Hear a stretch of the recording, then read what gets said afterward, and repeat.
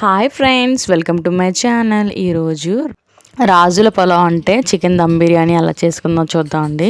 ముందుగా ప్యాన్ పెట్టుకొని సరిపడా ఆయిల్ అనేది యాడ్ చేసుకోవాలి.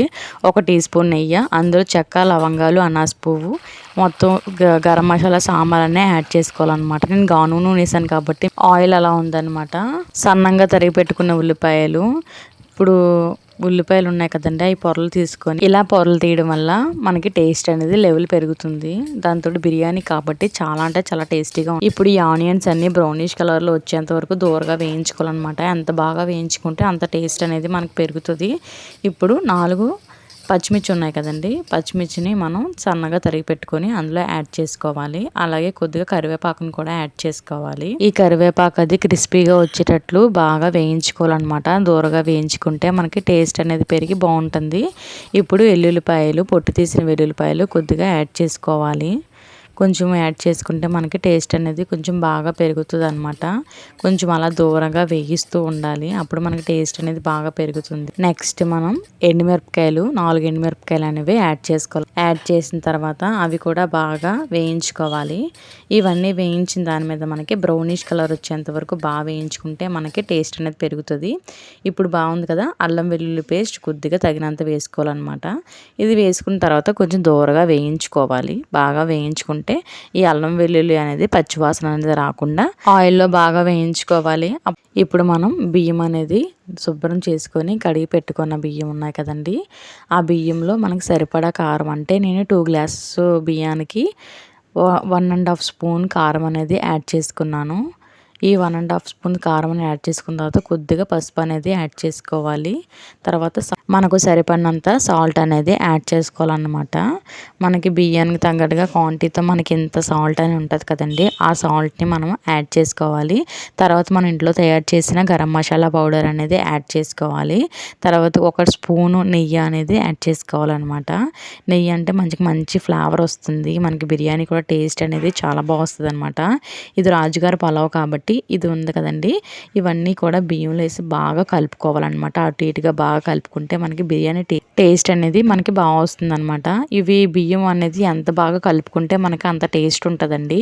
ఈ బియ్యం కలిపే విధానాన్ని బట్టి మనకి బిర్యానీ టేస్ట్ అనేది వస్తుంది. చూసారా, మొత్తం ఉప్పు, కారం, గరం మసాలా అంతా కూడా బియ్యానికి పట్టేటట్టు ఒక 10 మినిట్స్ అలా కలుపుకొని నీట్గా ఒక 10 నిమిషాల పాటు పక్కన పెట్టుకోవాలన్నమాట. నేను చేసే విధానాన్ని బట్టి మీరు కూడా ట్రై చేస్తే ఫ్రెండ్స్ చాలా అంటే చాలా వస్తుంది. రాజుగారి పలావ్ అనేది మనకి చాలా స్పైసీగా, చాలా టేస్టీగా, చాలా బాగుంటుంది అనమాట. ఇలా కూడా మీరు ట్రై చేయండి. ఇప్పుడు మనం వేయించిన ఉల్లిపాయలు అవి ఉన్నాయి కదండి, అందులోని ఇప్పుడు మనం బియ్యం అనేది యాడ్ చేసుకోవాలన్నమాట. ఈ మొత్తం బియ్యాన్ని అంతటిని కూడా అందులో యాడ్ చేసుకొని మీడియం ఫ్లేమ్లో పెట్టుకోవాలి, లేదంటే బియ్యంతో సైతంగా ఇవన్నీ మాడిపోతూ ఉంటాయి అన్నమాట. దూరగా వేయించుకోవాలి. మనకి ఎంత బాగా నూనెలో బాగా మీడియం ఫ్లేమ్లో పెట్టుకొని వేయించుకుంటే అంత టేస్ట్ అనేది బాగా వస్తుంది. మనం చాలా బాగా నీట్గా కలుపుకోవాలి. ఇప్పుడు వేయించిన చికెన్ ఉంది కదండి, వేయించిన చికెన్ని అందులో యాడ్ చేసుకోవాలి. అందులో యాడ్ చేయడం వల్ల మనకి టేస్ట్ అనేది వస్తుంది అనమాట.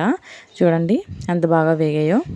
ఇప్పుడు మొత్తం అన్నిటిని కూడా దూరగా వేయించుకోవాలి. బాగా ముక్కకు పట్టేటట్టు బియ్యం మొత్తం చూసారా ఎంత బాగా కలిసిందో.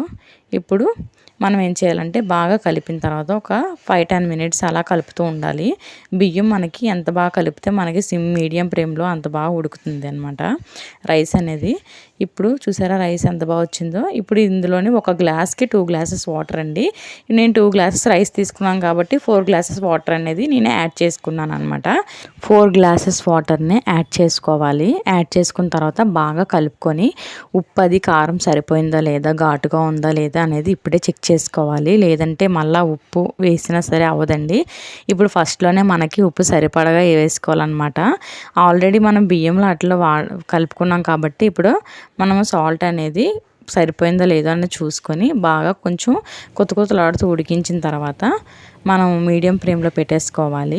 మీడియం ఫ్లేమ్లో కానీ సిమ్లో కానీ పెట్టేసుకుంటే మనకి కొంచెం ఒక దాంట్లోకి తీసుకొని బాగా దమ్ పెట్టుకోవాలండి.